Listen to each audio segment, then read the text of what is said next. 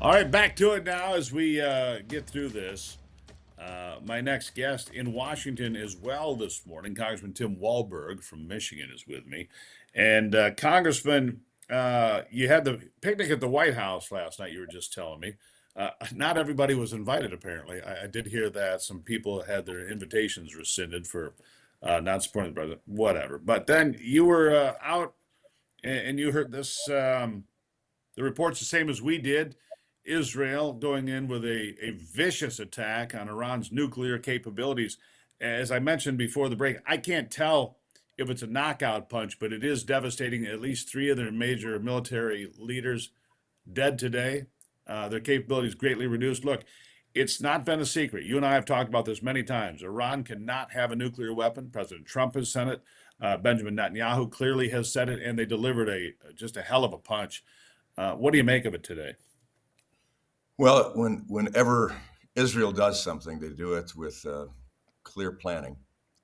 That's why October 7th was just so abnormal that happened without Israel being prepared for it or anybody. But last night, for them to do what they did, and the president of the United States to have our embassy people shelter in place and the non-essentials go home last week, indicated that there was something coming. And what we saw last night was shock and awe, for certain. Uh, Quickly, it was said that the leadership of Iran was still okay, but we find out the three top leaders are gone from this earth. Others are injured, but also the sights and sounds that we saw on the screen indicating they were going for nuclear capabilities there as well. They weren't wasting their efforts. I'm sure it was very significant. The drones that followed up from Iran going to Israel were pretty much just just a statement to say uh, we're pushing back on you guys, but it was nothing significant that Israel couldn't handle. What will be interesting is to find out any involvement or understanding from America and from our president. He quickly distanced himself from being a planner of the attack or involved in it, but I think that's done to make it very clear that Israel is making a statement. Now, if America follows on in support, which Iran has to accept as a Right. reality, if they push back, I think it says Israel has made this statement. Her allies will be there to support, and America, of course, will Yeah. be there. So I wonder how long this has been in place. I mentioned this because as I sit here in Washington today, this was actually a plan B. I was supposed to be in Paris today.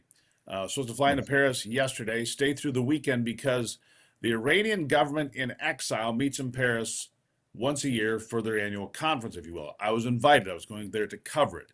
And a week ago, or just over, I got a call said, "Hey, we're postponing this event until later this year, probably September." As I'm processing this last, I'm thinking, well, gee, did they know that something was coming because they have, information coming from various sources? Did they know something was coming and they didn't want to convene their meeting in Paris because they might get targeted? How long have we known this is coming? I guess is my question here today. Well, I couldn't tell you that because I don't know. But I do know last night at the White House at the annual picnic for members of Congress and their families with the president and Melania, it was the shortest speech I've heard from the president, I think, ever. He spoke to us, and I made mention to guests that I had with me that I had never heard him speak that short. He came down, did the rope line with people, but that indicated to me that something may have been Something was up, happening. Yeah. and uh, and ultimately, yes, we saw that something did happen. Yeah. All right. We'll keep an eye on that. We don't know all the specifics. We'll learn that over the next few hours and days and weeks. But here's what I do know. Yesterday, the first Rescissions Act was passed through the House. You voted for it to cut, I think, $9.8 billion, something in that neighborhood.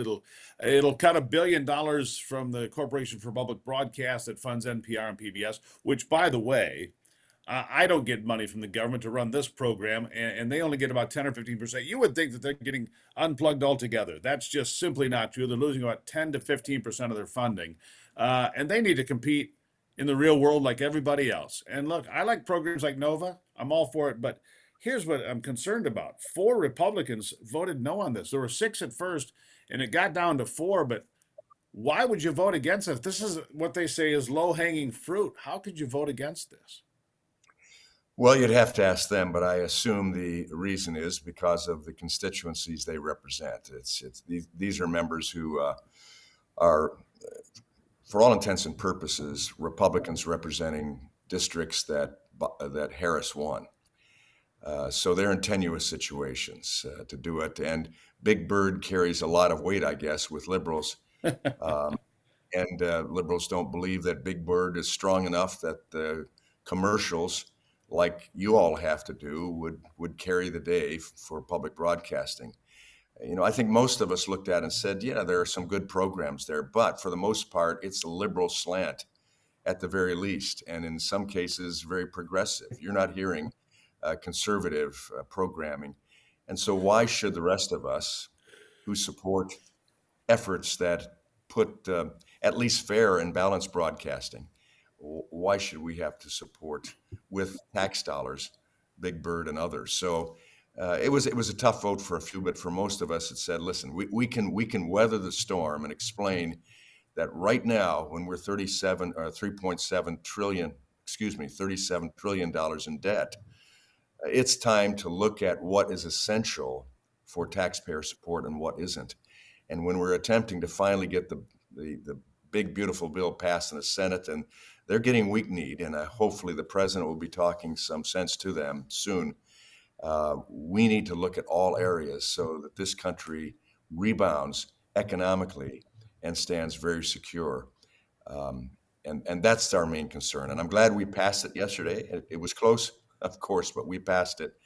And now Yeah. hope the Senate will do the same. All right, last thing. You're leaving Washington today, and I'm coming in to follow this parade on Saturday, the 250th anniversary of the United States Army. A lot of concern about this No Kings protest being funded. By the way, we found the funding, a lot of it. It leads back to China. No surprise there. A lot of these things are not organic. These things in Los Angeles and elsewhere not organic. What do you expect to see on Saturday? What should the response be to these people that conduct themselves in violent ways? They ought to be treated as violent criminals. The law ought to be used on them. I mean, what we're seeing around the nation right now with the burning of private property and government property, attacking of law enforcement officers, this is not a peaceful protest. It can't be allowed. U.S. senators who violate the law and try to shut down secretaries like Kristi Noem from their speech ought to be treated as a lawbreaker. And so I think it's a time we stand up and say it isn't the conservative voice of this country causing the problem. It's the other side that can't accept the fact that the election was what it was. 77 million people said we want to move forward. And also, Steve, let me make it very clear. Some are going to try to say this is the president's birthday parade. No, it isn't.